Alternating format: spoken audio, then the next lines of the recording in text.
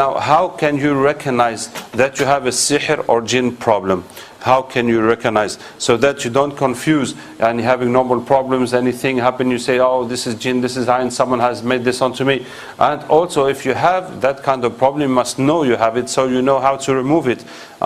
So there are 4 symptoms that show you have a jinn or sihr or ayn problem. These 4 symptoms are mentioned in Quran. So the first one is blockages in life. You can't get a job. Your money gets wasted. You can't get married. You can't have children. You can't study. You can't pass examination. Whatever project you have, it's not working. Whenever people promise to help you, they won't help you, and you're stuck. So unusual blockages and repeated systematically, so that you understand that there's something not normal going into your life. You can't say it is bad luck all the time, things are happening like that. I mean, there is an invisible force that is stopping you from going forward in your life, and that is what is sihr. And that is what Allah says, al-uqad, the knots, that mean they tie your life by sihr, so you cannot go forward. And the second symptom is unusual health problems. So you have pains, you have diseases, you go to doctors, they don't understand, they pass you through examination, they don't find anything, and you're taking medicine, it's not going. For example, if you eat sihr, it's going to give you pain in your stomach. It is drops that are put in water or food. When you eat it, it will come in your stomach or intestines like glue, and the body is feeling that there is a strange corpse in your body, so it's going to attack it with the acids. So it's like if something's itching and you are scraping your skin until it becomes red, so it gets a gastrite, and then it becomes bleeding, it becomes a cut, and then that becomes an ulcer, and your tummy is swelling, and you're having all different kinds of problems, and the doctors don't understand. So you can take some medicine to stop the acidity of your stomach, and that will relieve you for a moment, but then it's going to come back, because you cannot keep taking those medicines 24 hours, and you need that acidity to digest your food. And they will tell you to avoid this kind of food, because that will make it worse, but still the problem is still there, and it's lasting for years. So it's not understandable. It's as if you have a cut that is lasting for years, and no one knows why this cut is there, you see. And for example, if you walk on sihr, that will give you pains in your legs, in your knees, and that's likely to give you skin problems, eczema, that they call psoriasis. So this psoriasis is a kind of eczema that appears suddenly on the body, and sometimes it moves, sometimes it spreads, sometimes it shrinks, sometimes it is itching, sometimes it is bleeding, sometimes it's having pus, and sometimes it disappears, and they don't understand anything about it. Why it is here, what is its process, and how does it evaluate, and how to stop it. They have absolutely no idea. And that comes only when you have a physical contact with sorcery. So most of the time you can walk on it. It could be done on purpose in front of your house, or in front of your shop, or on the place where you used to sit in, or you could just walk on it. It's not meant for you, and you just walk on it, and it just grabs on your legs, etc. And there are many different physical pains that can be caused by sorcery, as Allah Tabaraka wa Ta'ala says, كَالَّذِي يَتَخَبَّطُهُ الشَّيْطَانُ مِنَ الْمَسِّ, like the one who is shaken by crisis by shaitan. So epilepsy due to jinns. And the third symptom of sihr, jinn and ayn is unusual mental states. That means you're getting angry too much, unnecessarily, excessively, you're getting sad, depressed, you're having fears, having anxiety, phobias, you cannot concentrate, you're forgetting things, you're repeating things, you're getting confused, and you can be hearing voices and seeing things that can go all the way to madness. So Allah Tabaraka wa Ta'ala says on this, مَا يُفَرِّقُونَ بِهِ بَيْنَ الْمَرْءِ وَزَوْجِهِ. They learn from them how to separate a man from his wife. Some time ago, a couple came to me, and the woman said that she is seeing blood in her dreams. So I told her that means they made sihr, they made jadu with her menses blood. And when they do that to a woman, that will change her blood. That means it will change her feelings. That means she cannot bear her husband. If he speaks, that gets her annoyed. If he wants to touch her, she cannot bear him. She told me that's exactly what's happening to me. I said, that is it. That's what Allah said. They learn how to separate a man from his wife. So the couple was fine, and suddenly now they are having very big fuss and dispute, and especially sexual relations are getting very difficult, and there's absolutely no reason. And that is the work of sihr. And the fourth symptom is bad dreams, nightmares.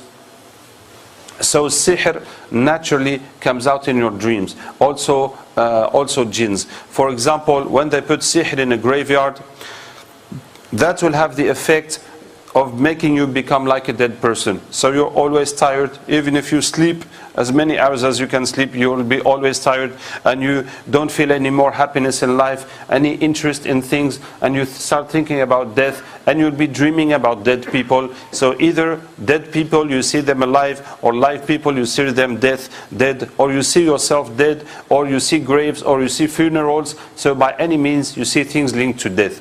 When they put the sihr in water, like a river or a sea, that is so that your life will go like water. You cannot construct anything in your life. It's like you're building something in the water. So whatever you try to build, the water is taking it, and your money will be going like water. Is as if you are taking water in your hands. By the time you raise your hands up, it's all gone.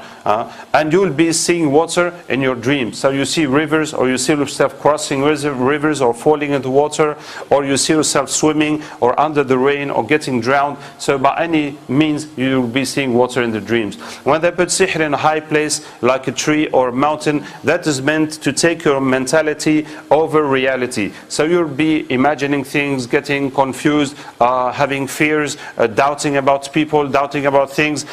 Anyway, you'll be thinking things that are not real, and you cannot concentrate on constructive thoughts. And that will also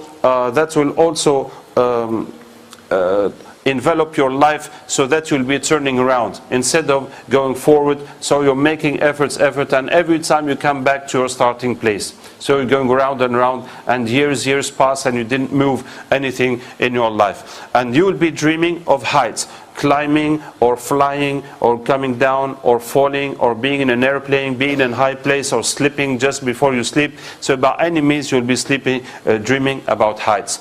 So this is just to show you that the sihr they do to you, this is how the effect comes in your dreams.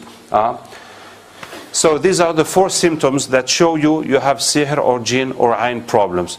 Blockages in life, unusual repeated blockages, unusual health problems, unusual mental states, and bad dreams. So if you don't have anything of that, alhamdulillah, you have nothing. And if you have some, so it is possible that you have some kind of sihr or ayn or jinn. And if you have a lot of them, so you have a lot of jinn and sihr and ayn. So that's how it is. So this is so that everyone can understand what he has, why he's having these problems, all these problems that he's not understanding. This is how it is functioning. So if you see you have those kinds of problems, what should you do? So I am going to show you, inshallah, a way to treat yourself. And one of the purposes of these campaigns we are doing is to show you that it is not a matter of, there's no secrets in this.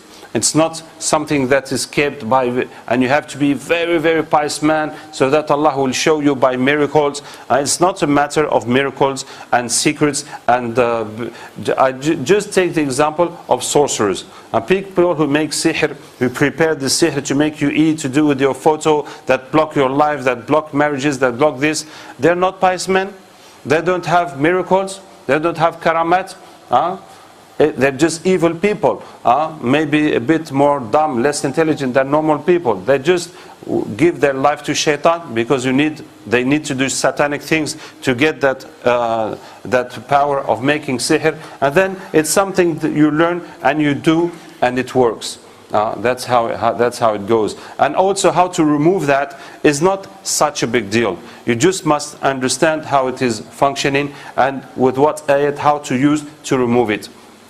It does need some piousness, but any one of us, you pray, you ask Allah Tabaraka wa Ta'ala.